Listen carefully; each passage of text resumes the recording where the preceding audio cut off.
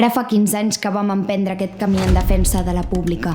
Després d'anys de lluita estudiantil, l'Alternativa Estel i la CPC s'unien a Sueca per crear el Sindicat d'Estudiants dels Països Catalans.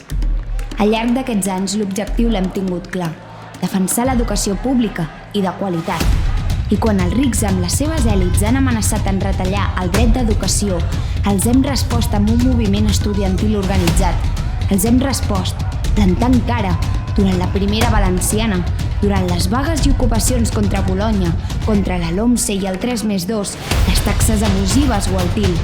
Hem respost plantant cara, perquè sabem que el dret a l'educació no es dona si aquesta no és popular, de qualitat, feminista i en català. I avui, fent mirada enrere, ens adonem que arribar fins aquí no ha estat fàcil, però ha valgut la pena.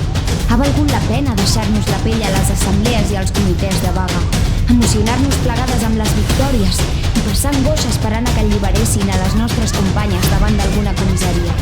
I ha valgut la pena, perquè si alguna cosa hem après durant aquests 15 anys és que defensar la nostra escola és defensar la nostra classe.